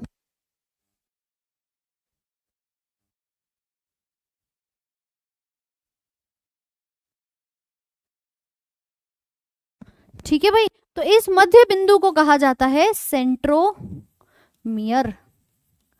क्या कहते हैं इसको, सेंट्रोमियर कहते हैं। मध्य बिंदु को सेंट्रोमियर यहां पर कहा जाता है। तो बाकी की भुजाएं जो ऊपर दिख रही हैं इनको हम क्या नाम देते हैं, इन्हें कहते हैं क्रोमैटिड। क्या कहते हैं, क्रोमैटिड। मुझे बताओ एक बार, ये क्रोमोसोम समझ में आया कि नहीं आया। अब मैम हमारी बॉडी में 23 जोड़ी, 23 जोड़ी का मतलब मैं लिख सकती हूँ कुल मिला के संख्या में कितने हो जाएंगे, 46 हो जाएंगे। कैसे दिखते हैं, आइए जरा इसको भी देख लेते हैं। हमारी बॉडी के अंदर ये जो पूरा का पूरा गुणसूत्र होता है ना, ये दिखाई कुछ ऐसा दे रहा होता है। मतलब एक सिंगल अगर मैं क्रोमोसोम की बात करूं, और इसी के साथ ये 23 जोड़ी हैं जो पाए गए हैं। मतलब देखो जरा इधर, ये मैडम एक जोड़ी है, ये दूसरी जोड़ी है, ये तीसरी जोड़ी है, जोड़ियों में पाए गए हैं। और इसी के साथ ये आती है आपकी 23वीं जोड़ी आखिरी तक। कुल मिला के कितने हैं? 23 पेयर हैं। इसमें से 23 में से, यानी कि जो 23 जोड़ी हैं आपकी, इनमें से अगर मैं बात करूं 22 जोड़ी आपके शरीर के लिए आती हैं, आप शरीर के विभिन्न अंगों को कंट्रोल कर रही होती हैं। और एक जोड़ी जो होती है वो बताती है, जिसे हम कहते हैं सेक्स क्रोमोसोम, जो कि ये बताती है कि भैया लड़का है या लड़की है। यानी कि आखिरी वाला जो गुणसूत्र दिख रहा है ना, वहां पर दो चीजें हो सकती हैं, या तो एक्स एक्स हो सकता है या एक्स वाई हो सकता है। क्या हो सकता है? एक्स एक्स हो सकता है या एक्स वाई हो सकता है। ये दोनों बताते हैं आपके लैंगिक अंग को कि लड़का है या लड़की है। अगर गर्ल की बात करें, लड़की की बात करें, तो वहां पर एक्स एक्स पाया जाता है। और अगर महिलाओं के अलावा पुरुषों की बात करें तो एक्स वाई नामक गुणसूत्र होता है। मतलब ये 22 क्रोमोसोम्स तो आपके समान होंगे, इनको कहते हैं ऑटोजोम। इनको कहते हैं ऑटोजोम, जो आपके बाकी के शरीर के लिए आएंगे, और इन्हें कहा जाता है एलोजोम। ये लिख लेना, कई बार पूछा गया है, एलोजोम क्या है, ऑटोजोम क्या है। ठीक है, सेक्स क्रोमोसोम्स को एलोजोम कहा जाता है और बाकियों को ऑटोजोम कहा जाता है। हाँ, देखिए ये पूरी प्लेलिस्ट आपकी यूट्यूब पर मिल गई है, मतलब पूरी बना दी गई है। कल वाली क्लास भी है, आज वाली भी है। कल विटामिन और कार्बोहाइड्रेट पढ़ेंगे, वो भी आ जाएगा। ठीक है उज्जवल कुमार, अभी के लिए इसको पढ़ लो, बहुत जल्द आपको वो भी मिल जाएगी। तो हम यहाँ पर क्या कह रहे हैं, 1 से लेकर 22 तक तो देखो मैम बड़े शांत बैठे हैं, बड़े प्यार से बैठे हुए हैं। क्यों बैठे हैं? कि इन्हें पता है कि बॉडी के बाकी के कामों को संभालना है। आखिरी वाला, लड़का पैदा होता है तो एक्स वाई, और लड़की पैदा होती है तो एक्स एक्स यहाँ पर गुणसूत्र बन जाता है। अब मान लो अगर यहाँ पर कुल मिला के मैं बात कर रही हूँ तो 22, इस पूरे 23 जोड़ी को मैं 46 संख्या लिख सकती हूँ। ठीक है मैडम, अगर कभी किसी केस में 46 से हटकर के आपको संख्या एक कम या एक ज्यादा देखने को मिले, यानी कि मान लीजिए 23 जोड़ी में 46 क्रोमोसोम थे, उससे हट के एक क्रोमोसोम एक्स्ट्रा आ गया, यानी कि 45 या 47 वाली कैटेगरी हो गई, कि कुछ पुरुष ऐसे थे जिनके पास एक्स वाई गुणसूत्र था, लेकिन वहां पे ना एक एक्स्ट्रा एक्स क्रोमोसोम आ गया। होने कितने चाहिए थे? एक्स वाई 2 होने चाहिए थे, क्या आ गया? एक और एक्स्ट्रा आ गया। तो ये 46 की जगह 47 हो जाएगा कि नहीं? बिल्कुल हो जाएगा। तब मैडम क्या होता है, इन पुरुषों के अंदर कुछ गुण महिलाओं वाले आ जाते हैं। इस बीमारी को हम कहते हैं क्लिन-फिल्टर सिंड्रोम। ये आपसे पूछा जाता है कि भैया अगर पुरुष के अंदर महिलाओं वाले कैरेक्टर्स दिखाई दे जाएं तो ऐसे पुरुष को कौन सी बीमारी है, किस वजह से हुआ है? तो आप बताओगे भैया एक एक्स क्रोमोसोम क्या आ चुका है, ये एक्स्ट्रा आ गया है। एक्स क्रोमोसोम हमेशा फीमेल के कैरेक्टर को दर्शाता है, जिसकी वजह से आप बता सकते हो कि भाई ये पुरुष था लेकिन इसके अंदर महिलाओं वाले गुण आ गए। पॉइंट क्लियर है? तो मैंने क्या कहा, इसे क्लिन फिल्टर सिंड्रोम कहते हैं। किसके अंदर होता है? पुरुष के अंदर दिखाई देता है, मेल को ये प्रॉब्लम होती है। अगर महिलाओं की बात करूं तो महिलाओं में होता है एक्स एक्स। बोलो हाँ कि ना? आपने कहा बिल्कुल मैम। मैंने कहा इस एक्स एक्स की जगह मैंने एक एक्स क्रोमोसोम हटा दिया और उसकी जगह मैंने ओ लगा दिया। भाई एक हटा दिया, मैंने उसकी जगह कह दिया ओ लगा देता हूँ। नल एंड वेरीफाइड सिग्नेचर इसको मैंने मान लिया यहाँ पे कि कुछ नहीं है, नल सिचुएशन को, नल एंड वाइड सिचुएशन को वहां पे मैं ओ लिख सकती हूँ। ना लिखूं तो भी चलेगा, एक्स खाली लिख दूं तो भी चलेगा, पर ठीक है इसको एक्स ओ लिखा जाता है। तो एक क्रोमोसोम क्या हो गया यहाँ पे, कम हो गया। बोलो हाँ कि ना? तो 45 वाली सिचुएशन होती है एक्स ओ वाली सिचुएशन, उसे हम कहते हैं महिलाओं में पुरुषों के गुण आ जाना। कुछ महिलाएं जिनकी आवाज भारी होनी शुरू हो जाती है, जिनकी मेंस्ट्रुअल साइकिल रेगुलेट नहीं रहती है, मतलब ऐसे गुण जो कि पुरुषों में दिखाई देते हैं, अगर वो महिलाओं में नजर आएंगे उन्हें हम कहते हैं टर्नर सिंड्रोम। ये वाला भाग बन जाता है आपका टर्नर सिंड्रोम का। तो याद रखना ये दो प्रकार के रोग ही हैं एक तरह से, एक आपका टर्नर है और दूसरा क्लिन फिल्टर कहा जाता है। ये किसकी वजह से हो रहे हैं? एक एक्स क्रोमोसोम ज्यादा या कम होने की वजह से। डाउन सिंड्रोम अलग होता है। डाउन सिंड्रोम में 21वें की त्रिगुण सूत्रण हो जाता है, ट्राइजोमी हो जाती है, उसको अभी हम पढ़ेंगे। ठीक है, तो भैया याद रखिएगा 46 गुणसूत्र कुल मिला के हैं। नॉर्मल अवस्था यही कही जाती है। मैं 46 लिख दूं संख्या में या 23 लिख दूं जोड़ी में, तो बात वही आती है। और कई जगह पर आपसे ये भी लिख देगा 22 ऑटोजोम प्लस एक्स एक्स। या 22 ऑटोजोम प्लस एक्स वाई, तो आप बता सकते हो ये कंडीशन किसकी है, जरा बताओ, जरा ए वाला भाग किसके लिए होगा? फटाफट से कमेंट सेक्शन में आंसर बताओ एक बार, जल्दी जल्दी से बताइए एक बार फटाफट से। एलोजोम की संख्या कितनी होती है? एलोजोम तो दो ही होते हैं ना, केवल दो ही दिखाई देते हैं, एक जोड़ी या फिर आप कहोगे दो, तो ये वाला हो जाएगा यहाँ पर फीमेल के लिए। भाई फीमेल की बॉडी में 22 ऑटोजोम है और एक्स एक्स यानी कि ये आपका एक बचा हुआ जोड़ी हो गया, और ये वाला भाग मेल का हो जाएगा। ठीक है, तो ये कहानी होती है गुणसूत्रों की, और यही गुणसूत्र हमारे सेल डिवीजन में मदद करते हैं। समझ में आया कि नहीं आया? जल्दी से एक बार एक थम्स अप का साइन फटाफट से शेयर कर देना। एलोजोम्स की संख्या कितनी होती है, ये देखो ना, अभी लिखा तो था। देखो, उनकी संख्या एक जोड़ी है, एक जोड़ी लिख दूं या दो संख्या, मतलब संख्या में कितने होते हैं? दो होंगे, ये दिख रहे हैं आपको, एक ये रहा एक ये रहा, एक्स और वाई। जब कहते हैं लड़की पैदा होती है तो उसके लिए पिता जिम्मेदार होता है, माता जिम्मेदार नहीं होती है। पिता क्यों जिम्मेदार है? क्योंकि पिता का वाई क्रोमोसोम फर्टिलाइज नहीं कर पाया था, एक्स क्रोमोसोम फर्टिलाइज किया था, इसीलिए एक लड़की जो है वो पैदा होती हुई नजर आई थी। इसमें माता जिम्मेदार नहीं होती है। ठीक है, इस बात का भी हम ध्यान रखेंगे, क्योंकि क्रॉसिंग ओवर हमें दिखाई देती है। तो आप लोग ये समझ गए कि मैम ये पूरा जो डायग्राम हम देख रहे हैं क्रोमोसोम का, ये क्या है? जल्दी से बताओ एक बार, समझ गए कि नहीं? ठीक है, तो भैया अगर ये समझ गए ना गुणसूत्र, तो यहीं से हमारी कहानी शुरू हुई थी सेल के डिवीजन की, कोशिका के विभाजन की। कोशिकाएं विभाजित हुई थी तो वहां पर ये गुणसूत्र जो थे ना, ये बैठे हुए थे और ये आपस में टूटते हुए हमें नजर आ रहे थे। किस प्रकार से? वो मैम हमने देखा अलग अलग अवस्थाओं में। देखो, अगर हम मैं तुम्हें यही चीज एक डायग्राम से बताऊं तो जरा इसको समझने का प्रयास करना। देखो भाई, मैम ये मेरे पास सेल है, सेल के बीच में क्या है? न्यूक्लियस है। बहुत इंपॉर्टेंट चीज बता रही हूँ, बहुत ध्यान से सुनिएगा। मैम ये मेरे पास एक सेल है, सेल के बीचों बीच में केंद्रक है। अब केंद्रक में ना डीएनए बड़ा बिखरी हुई अवस्था में है, डीएनए अभी ऑर्गेनाइज नहीं है, डीएनए अभी मिलकर के गुणसूत्र नहीं बनाया है। ठीक है, नहीं बनाया है, और नहीं बनाया है तो मैडम ठीक है, ऐसा कुछ दिख रहा है। ये साइड में जो दो भाग आपको दिखाई दे रहे हैं ना, ये हमारे वही सेंट्रोमियर हैं जो आगे जा करके आपके क्रोमोसोम्स को बनाएंगे, उनको पकड़ के कंट्रोल यहाँ पे कर सकते हैं। ठीक है, तो यहाँ पर हमारा न्यूक्लियस कैसा था? ये अंदर की तरफ सब डीएनए जो है वो बिखरा हुआ सा नजर आ रहा है। अभी ये इस वाले रूप में नहीं है, इस वाले रूप में नहीं है, तो ठीक है, मान लिया। इस अवस्था को हम क्या नाम देते हैं? इसे कहते हैं प्रोफेज। इसे कहते हैं प्रोफेज। प्रो मतलब प्राथमिक है।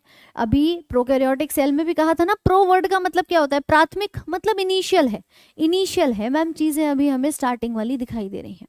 ठीक है, चलो अब आएंगे फेज में। तो पहला हमने देखा प्रोफेज। प्रोफेज में क्या था? ये दो भाग हैं, बीच में सब बिखरा हुआ है। अब देखो मैडम दूसरा फेज, दूसरे फेज में क्या होता है? ये गुणसूत्र बनने शुरू हो गए, मतलब जो न्यूक्लियस मेरा बिखरा हुआ था ना, यहाँ पर ये कौन सी अवस्था आ जाएगी? ये वाली, कि ये ऐसे आपके जोड़ी में दिखाई दे जाएंगे। ऐसे ही होते हैं ना क्रोमोसोम, क्यों भाई? ऐसे ही होते हैं क्रोमोसोम। हाँ, तो ये वाला भाग होता है, ये यहाँ पर बन के तैयार हो गया, और यहाँ से हमारे कुछ धागे धागे से बन रहे हैं जिनको स्पिंडल फाइबर कहते हैं। ये आपका भाग है। अब क्या होगा? ये बीच में, इसको कहते हैं इक्वेटोरियल प्लेट। एक ऐसी प्लेट पर ये अरेंज हो गए हैं, बिल्कुल बीचों बीच में अरेंज होके तैयार हो गए हैं, जिसको हमने इक्वेटोरियल प्लेट कहा। ठीक है मैडम, अब जब ये यहाँ पे बन के तैयार हो गए, अब क्या होगा?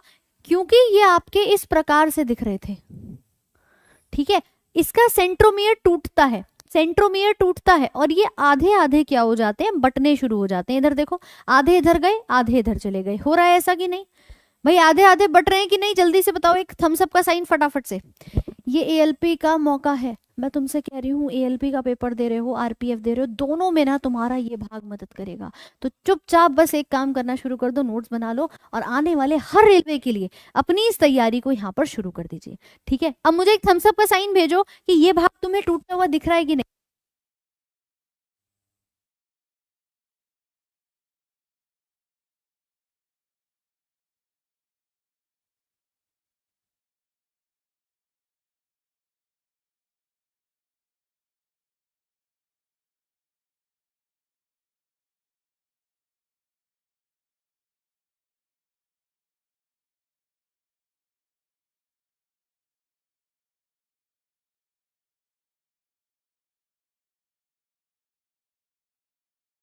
चलो बहुत बढ़िया, समझ आया कि नहीं आया? तो बस मैडम ये टूट गए ना, अब आगे अगली स्टेज देखो, अगली स्टेज में ये बिल्कुल दूर दूर हो गए, क्या हो गए, बिल्कुल दूर दूर हो गए। और लास्ट में इन्होंने अपने अपने दो सेल जो है वो बना करके तैयार कर लिए।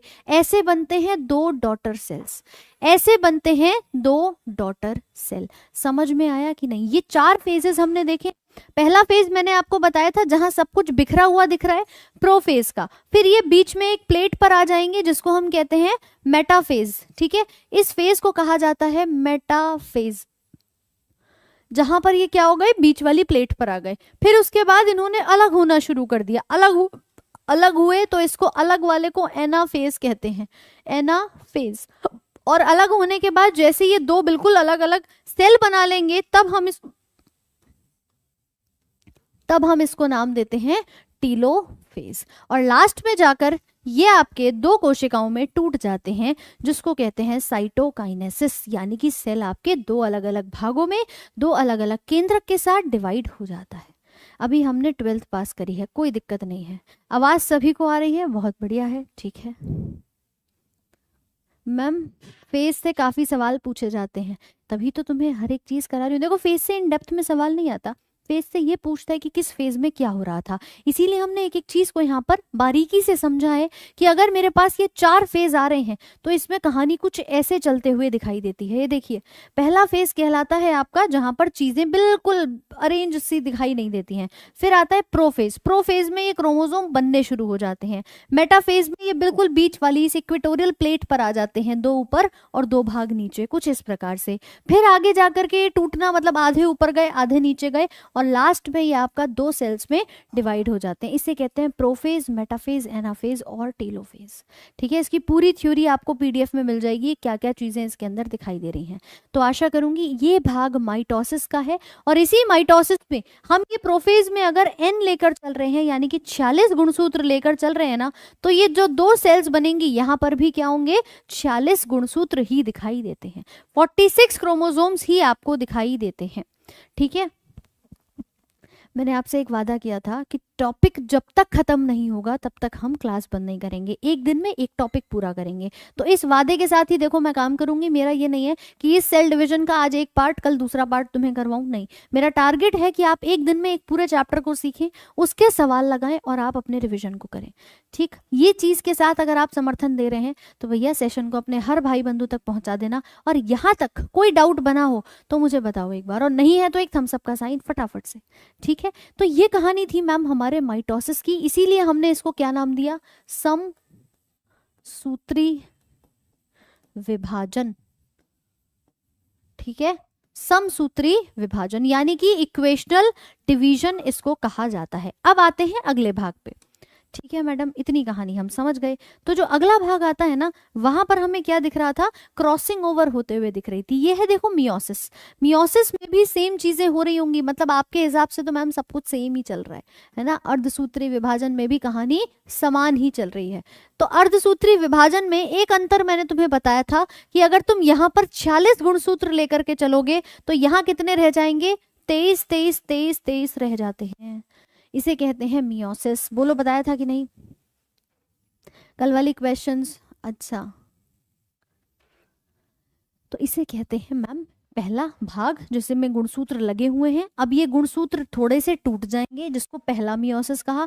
मियोसिस के दो भाग होते हैं, अर्धसूत्री विभाजन दो चरणों में होता है, मियोसिस 1 और मियोसिस 2 में। जब मियोसिस 2 होती है ना, तो इन दोनों के जो गुणसूत्र हैं वो आपस में क्रॉसओवर कर जाते हैं और नए नए 4 अलग अलग सेल बना देते हैं। ये समान नहीं होते, जैसे माइटोसिस में समान थे, यहाँ पर ये अलग अलग बन जाते हैं। इसे कहा जाता है मियोसिस। तो भैया ये भाग था आपका माइटोसिस और मियोसिस का। ये सारे इसके डिफरेंसेस हैं जो ऑलरेडी अभी हमने समझे थे, हिंदी में भी समझे थे, इंग्लिश में भी आपके लिखे हुए हैं कि ये सोमैटिक सेल में होता है तो ये जर्मिनल सेल में होता है। यहाँ न्यूक्लियस एक बार टूटता है, यहाँ न्यूक्लियस 2 बार टूटता है। यहाँ पर 2 बेटी कोशिकाएं बनती हैं, यहाँ पर 4 बेटी कोशिकाएं बनती हैं। यहाँ डिप्लॉइड होती हैं। अब देखो डिप्लॉइड का मतलब क्या होता है कि डॉटर सेल्स डिप्लॉइड हैं। मैं आपको बार बार बोल रही हूँ ना कि इसको देखो जरा, यहाँ पे मैंने कहा था ये 46 गुणसूत्र हैं। 46 की जगह अगर मैं यहाँ पर लिख दूं 2n, तो इस अवस्था को कहते हैं डिप्लॉइड। n मतलब न्यूक्लियस जो है वो प्रॉपर बना हुआ है। एन वर्ड न्यूक्लियस से याद रखना कि 2n का मतलब कि ये कंडीशन डिप्लॉयड है, इसके पास पूरी 2 जोड़ी यानी कि पूरे 46 गुणसूत्र मौजूद हैं, और ये आधा हो जाएगा तो एन वाली अवस्था यहाँ पर लिख देते हैं। ये सब एन भी आप यहाँ पर लिख सकते हो। एन को कहते हैं हैप्लॉइड, ठीक है। तो 2n मतलब डिप्लॉइड और n मतलब हैप्लॉइड यहाँ पे कहा जाता है। तो सेम चीज उसने बोली कि डॉटर सेल्स डिप्लॉइड हैं, डॉटर सेल्स हैप्लॉइड हैं। ये कई बार होता है, ये बहुत कम बार दिखाई देता है, क्योंकि आपके जितने भी जेनेटिक सेल्स हैं, स्पर्म और ओवम है, वहां पर दिखाई देगा। यहाँ पर सोमैटिक ऑर्गन्स हैं तो यहाँ पर गैमीट्स हैं। तो ये सारी चीजें आपकी इसमें नजर आती हैं। मेरे भाई हिंदी में भी है, इंग्लिश में भी है। हिंदी में ये रहा, इंग्लिश में भी टेबल है, हिंदी में भी है। पीडीएफ मिल जाएगी, आराम से लिख लेना, कोई अगर समस्या लग भी रही है तो। ठीक, तो ये कहानी होती है हमारे सेल के डिवीजन की। अब इसी सेल डिवीजन में हमने गुणसूत्र समझ लिए, गुणसूत्र का कॉन्सेप्ट क्लियर हो गया। छोटा सा भाग एक डीएनए का और समझते हैं कि डीएनए यहाँ पर क्या क्या तरीके से दिखाई देता है। अब मुझे सबसे पहले तो तुम लोग कुछ सवाल बता दो। देखिए भैया तुमने कितना यहाँ पर समझा है। चलिए इस क्वेश्चन का आंसर करिए। क्रोमोसोम किससे मिलकर के बना हुआ है, फटाफट से बताओ। क्रोमोसोम किससे मिलकर के बना हुआ है? गुणसूत्र किससे मिलकर के बना हुआ है? क्या डीएनए के साथ लिपिड है, आरएनए के साथ अमीनो एसिड है, डीएनए और प्रोटीन है, या आरएनए और शुगर यहाँ पर पाए जाते हैं? कौन कौन सी चीज है? तो बिल्कुल सही कह रहे हो मैम, हमने 2 ही चीजें पढ़ी हैं यहाँ पे। 2 चीजें कौन सी पढ़ी हैं जिसे हम कहते हैं, एक होता है आपका हिस्टोन नामक प्रोटीन और दूसरा कहलाता है डीएनए। पीडीएफ ऑलरेडी जा चुका है, अगर आप चेक करना चाहते हैं तो ऑलरेडी आपका पीडीएफ जो है वो जा चुका है, ठीक है। ऑलरेडी आपका PDF rankers Gurukul Telegram channel पर पहुंचा दिया गया है। देखो आप में से कई सारे लोग हमारे साथ तैयारी कर रहे हैं, और अगर तैयारी में नोट्स नहीं बना रहे हो तो घाटा है भाई। सी ऑप्शन सही होगा ना। ये प्रोटीन कौन सा होता है, मैंने तुम्हें अभी बताया था, हिस्टोन नामक प्रोटीन होता है। और हिस्टोन प्रोटीन पे चार्ज आवेश कैसा होगा, पॉजिटिव। यहाँ पर कैसा होता है, नेगेटिव चार्ज होता है। डीएनए पर नेगेटिव चार्ज पाया जाता है, बस इतना याद रखना, डीएनए पर नेगेटिव चार्ज पाया जाता है। डीएनए और प्रोटीन मिलकर के गुणसूत्र को बना लेंगे। अगला सवाल बताइए, मानव कोशिका की दैहिक कोशिका में कितने गुणसूत्रों की संख्या पाई जाती है? Number of chromosomes present in the somatic cell of the human cell, ये कितना होगा? जल्दी से बताओ मैम, प्लीज ये बताओ कि 399 वाला। अच्छा देखो मैं तुम्हें एक छोटी सी बात बता दूं, आप में से बहुत सारे लोग चाहते हैं कि मैम हम ना बिना किसी डिस्टरबेंस के एक जगह सिस्टमैटिक वे में तैयारी करना चाहते हैं। तो आप लोगों के लिए आरजी विक्रमजीत एप्लीकेशन है, ठीक है, जिसको डाउनलोड करके आप अपना साइंस स्पेशल बैच, जो कि रेलवे की साइंस रहेगी, जिसके अंदर पूरी की पूरी कौन सी साइंस है मेरे भाई, रेलवे की साइंस है। पहली चीज तो अपने इस ऐप को डाउनलोड कर लो प्ले स्टोर से, गूगल प्ले स्टोर से जाओगे तो आपको ये ऐप मिल जाएगी, और इसी एप्लीकेशन पर आपका है रेलवे का साइंस स्पेशल बैच, जिसके अंदर ना मैं आप लोगों को पूरी तैयारी जो है वो करवा रही हूँ। लेकिन उस तैयारी के साथ साथ वहां पर आपकी कुछ और चीजें भी हैं। जैसे कि हम बात करें, ये बैच फिलहाल अभी आप लोगों का 399 का कर दिया गया है। जो पहले इसका प्राइस 499 था, अब इसका प्राइस मात्र आपका 399 का कर दिया गया है। 2 साल की इसकी वैलिडिटी है। इसमें कंप्लीट लाइव क्लासेस चलेंगी, मॉक टेस्ट आपका रहेगा, रेगुलरली आपके डाउट सेशंस जो हैं वो रहते हैं। देखिए यूट्यूब पर आप पढ़ रहे हैं, बहुत अच्छी बात है। लगातार हम उन बच्चों के लिए भी ये काम कर रहे हैं जो अभी कहीं भी कैसे भी तैयारी अपनी नहीं कर पा रहे हैं। लेकिन अगर आप चाहते हैं कि हमारे कुछ डाउट्स भी रहते हैं, उन्हें भी हम सॉल्व कर पाएं, तो आप हमारे साथ आरजी विक्रमजीत ऐप पर जुड़ जाओ, जिसके साथ आप लोगों को डाउट सेशन भी रहेगा। कोई भी समस्या आपकी रहती है आप अपने लाइव क्लास में पूछ भी सकते हैं, और इसी के साथ आपका मॉक टेस्ट के साथ प्रैक्टिस शीट्स भी आपको दी जाएंगी, जिससे आप अपने बाकी के क्वेश्चंस की प्रैक्टिस कर पाओगे। थ्योरी के साथ साथ प्रैक्टिस शीट से भी आप अपनी प्रैक्टिस को यहाँ पर कर सकते हैं। तो इस प्रकार से आप लोगों का ये पूरा बैच एक सिस्टमैटिक वे में आप लोगों के लिए डिजाइन किया गया है, जिससे आप अपनी ऐप पर हर प्रकार की समस्या को, बाद में भी अगर आपको 2 साल का ये वैलिडिटी है, बाद में भी अगर आपको कोई समस्या रहती है तो आप टीचर से कंसल्ट करके पूछ सकते हो। तो आप अगर चाहते हैं तो इस बैच में जुड़ जाना। अभी के लिए प्राइस इसका मात्र 399 रुपीज का रखा गया है, ठीक है, और ये 2 साल के लिए वैलिड रहेगा, जिसमें आप अपने पूरे आने वाले 2 साल में कोई भी समस्या रहती है किसी भी बैच के अंदर या किसी भी प्रॉब्लम में, तो आप अपना इसको पूछ सकते हैं। मैंने आंसर दिया था ऑप्शन नंबर सी, सुनना जरा, आपने दिया था सी, संख्या की बात कर रहा है और किसको कह रहा है, सोमैटिक सेल को। तो मुझे बताओ, मैंने तुम्हें अभी सोमैटिक के लिए कितने बताए थे, 44 ही तो बताए थे भाई। सोमैटिक सेल में कितने होते हैं, मात्र 44, और बाकी तो मैम जेनेटिक में होते हैं 46। तो जिन्होंने भी आंसर सी लगाया था गलत हो जाएगा कि नहीं होगा। इसीलिए कहते हैं ध्यान से आंसर जो है ना वो ध्यान से, 46 नहीं होगा। अभी इसका पूरा चार्ट बताया था कि 46 में से भैया मेरे 44 जो है वो आपके जा रहे हैं सोमैटिक में, वो जा रहे हैं आपके बॉडी के लिए, और बाकी के बचे हुए 2 जो हैं वो आ रहे थे किसके लिए, आपके सेक्स क्रोमोसोम के लिए, जिनको एलोसोम कहा था। तो सिंपली याद रखना कि अगर वो संख्या पूछ रहा है, जोड़ी नहीं पूछ रहा, नंबर और पेयर में क्लियर रखना। और क्या पूछा है उसने यहाँ पे, सोमैटिक वर्ड दिया है, तो सोमैटिक में आएगा 44। जोड़ी पूछता तो 22 जोड़ी बताते, जोड़ी पूछता तो 22 जोड़ी यहाँ पर बताते। इंग्लिश भी होगा मैम, हाँ रचित, इंग्लिश भी होगा आपके कॉम्बो स्पेशल में, प्रशांत सर आपको इंग्लिश करा रहे हैं, ठीक है। चलिए, तो कुछ इस प्रकार के सवाल जो हैं वो हमारे यहाँ पर बन जाते हैं। अगला क्वेश्चन बताइए, आनुवांशिक सूचना का एक पीढ़ी से दूसरी पीढ़ी में स्थानांतरण किसके द्वारा होता है। सूचना एक पीढ़ी से जाती है दूसरी पीढ़ी के अंदर, कौन है जो इसको ट्रांसफर कराने का काम करता है, जल्दी से बताओ। आरएनए, कोडॉन, डीएनए या मैसेंजर आरएनए, क्या आंसर इसका सही होगा। सिंपल है, एक पीढ़ी से दूसरी पीढ़ी में जो हम बात करते हैं ना शुक्राणु, तो शुक्राणु के अंदर भी अगर आप देखोगे तो इसका जो हेड होता है, यानी कि इसका जो आगे वाला भाग होता है, यहाँ पर पाया जाता है डीएनए। तो स्पर्म के आगे वाले हेड वाले भाग में डीएनए होता है और यही कैरी करता है डीएनए को, जो क्या है, एक आपका मैसेंजर के तौर पे आप कह सकते हो, आनुवंशिक सारी सूचनाओं को लेकर के जाने का काम कर रहा है, कोई और नहीं है। हालांकि डीएनए के अलावा आरएनए भी पाया जाता है, एक आनुवंशिक पदार्थ, बट आरएनए किसी अन्य, जैसे कि हम बाकी के और जीवों में बात करेंगे वहां पर आपको आरएनए दिखाई देगा, एड्स के अंदर आरएनए दिखाई देगा, बट यहाँ पर क्या है मैडम, डीएनए पाया जाता है। डीएनए जिसकी फुल फॉर्म होती है डीऑक्सी राइबो न्यूक्लिक एसिड, और आरएनए को कहा जाता है राइबो न्यूक्लिक एसिड। तो ये चैप्टर अपने आप में इंपॉर्टेंट था कि मैम हमने सेल तो समझ लिया, लेकिन सेल के साथ साथ हमें ये भी पता होना चाहिए कि भैया सेल से जो डिवीजन होता है वो 2 प्रकार से होता है, एक माइटोसिस या एक मियोसिस। माइटोसिस में सब चीजें समान है, मियोसिस में चीजें आधी आधी होते हुए दिखाई दे रही हैं। और किस बेसिस पे हमने देखा, प्रोफेज, मेटाफेज, एनाफेज, टीलोफेज, ये 4 फेजेस तो बन रहे हैं, लेकिन इसके अंदर क्रोमोसोम का डिवीजन हो रहा है, सेंट्रोमियर के साथ वो अटैच हो जाते हैं। तो ये वाले फैक्टर्स अगर आपको समझ आ गए हैं तो ये चैप्टर पूर्ण रूप से आपका क्या होता है, सेल डिवीजन कवर होता है। इसके बाद जो डीएनए वाला भाग रहेगा उसको हम अलग सेक्शन में करेंगे, यानी कि डीएनए वाले चैप्टर के अंदर पढ़ेंगे, ठीक है। तो आज का सेशन कितने लोगों को समझ में आ गया, बढ़िया तरीके से मुझे एक बार कमेंट सेक्शन में बता दो।